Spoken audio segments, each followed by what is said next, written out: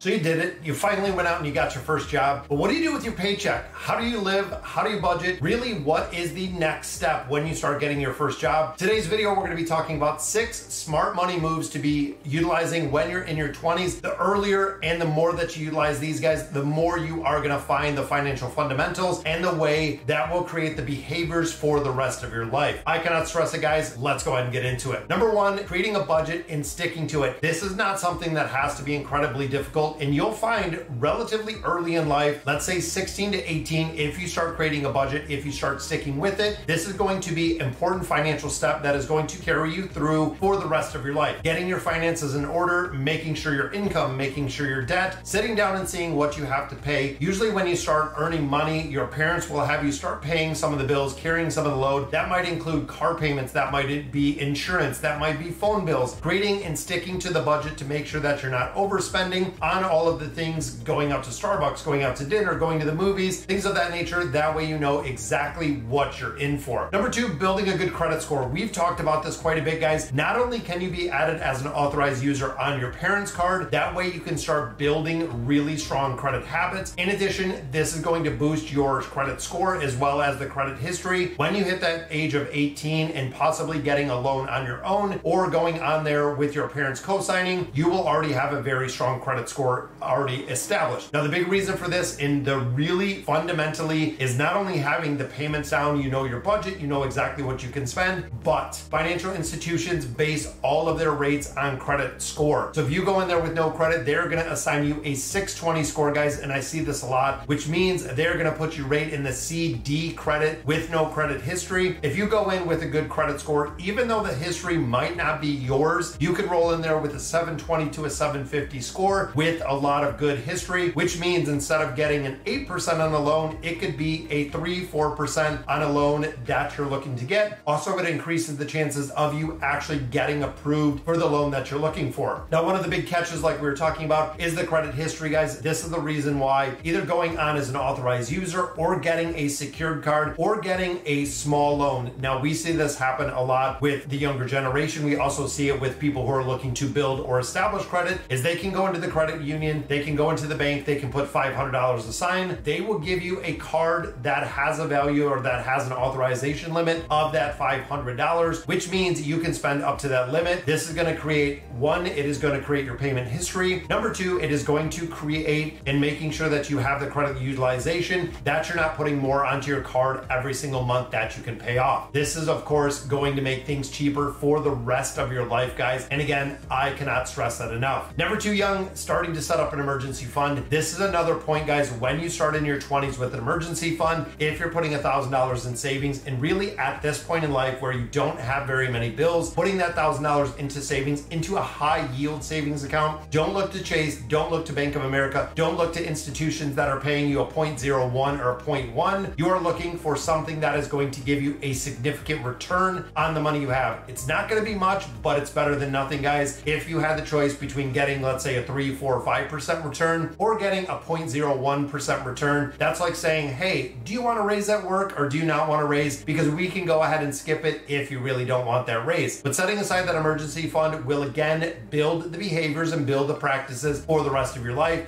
If a true emergency comes up, and this is something to remember, what you define as a true emergency is something that is an unexpected expense. It is not, hey, I need some money to go out on the weekends, I need some money to cover the phone bill. That means you're not budgeting properly, and you really have to take a look at that. Now, also with setting up that emergency fund, when you get that $1,000 in there, everything north of the $1,000 is the point when you're gonna start retirement savings, you're gonna start investing, you're going to start putting money away, because when you're a young adult, when you're a teen, earlier you start saving, the earlier you start getting into investing, the earlier you get, the more not only are you going to be set up for your entire life, but also when it comes to retirement. I know it is something that seems kind of way out in space, but when it comes to the compounding interest, when you look at the greats like Warren Buffett, and he is one that I always use kind of as a benchmark, he invested his first dollar when he was 11. That is right, guys. That is from Warren Buffett itself. Started investing at 11, which means at his age, I believe he's pushing 100 at this point. or probably pretty close to 100. You're talking 90 years of investing, or probably when he really got into it, 50, 60, 70 years of investing, compounding interest. He's a billionaire. I believe the last number was around 11 or 14 billion dollars that he has. That is just kind of the investable asset. It's absolutely insane to see. The sooner that you start saving for retirement, which means 401k contributions, which means IRA contributions, which means setting money aside in an investment account. And you know what, guys, if you're starting to retire early and there comes to a point where you need the money for something, let's say it is for a home purchase, let's say it is a big ticket item, this can also be a saving grace for a lot of people. And that's exactly what we do see, where you could pull a down payment. So let's say in the course of 10 years, you save, $20, $30, $40,000 in a retirement fund. You can go in as a first-time home buyer. There's actually programs that you can withdraw some of the money out of a retirement account completely tax-free, as long as it is used for a first-time home buyers program. That way you don't have to finance as much, but you're also getting your financial stability in there, and you're also getting to afford and have the dream home that you've always looked for. Next one we look at, guys, is paying off debt. This is something where ground zero from day one. If you are not carrying debt, if you do not establish debt, especially credit card debt, student loans are kind of a given for a majority of Americans. If you're looking to go and get additional schooling, if you want to go into a profession, for a majority of us, it is going to be student loan debt. But credit card debt does not have to be coupled with student loan debt. It gets super expensive, guys. At this point, it is really recommended to set aside 20% of your take-home pay. So once you do get your paycheck, 20% of that is going to be set aside for debt repayment, or that is going to be the investing and savings, depending where you're at. Once you have that emergency fund, the rest of the money is going to be paying off debt. And a lot of people do not focus on paying off student loan debt while they're in school. But remember, guys, like we said before, the meter is running on that student loan debt, meaning that once you get out of college, you're going to have the debt that is going to be looming there. You're going to have it, not only the initial amount you borrowed, but also the years of interest that are still running on that. And the final one we look at, guys, is developing the good money habits, making sure that checking and savings are completely free, making sure you're setting aside money for your needs and your wants, and also for that debt repayment, looking at the 50-30-20 rule, looking at the zero-based budgeting, making sure that on a monthly basis you're going through and you're reevaluating the budget, seeing exactly where you're at and how you can make some tweaks and some adjustments in there to really go out and budget. This doesn't mean you have to cut out everything, and I cannot stress that enough, guys. When it looks to, if you like to go out to dining, if you like to travel, regardless of what you like to do, guys, if you like to collect comic books, if you like to collect trading cards, if you put money into online gaming, whatever it may be, put it in the budget, guys. It is that simple. The budget doesn't have to be only the absolute, wants that I need or things that I specifically am saving for. If there is something you want to do, if there's a vacation you want to take, if there's somewhere that you've always dreamed of traveling, now is the time, guys. Build it into the budget, and you already have it set there. Set a date, know how much you have to save every single week or on a monthly basis to achieve that goal. Sorry, guys, so that'll do it for today's video. Let me know in the comments what you guys think about the smart money moves that we're doing in our teens, if you're using any of these, and as always, thank you guys for watching.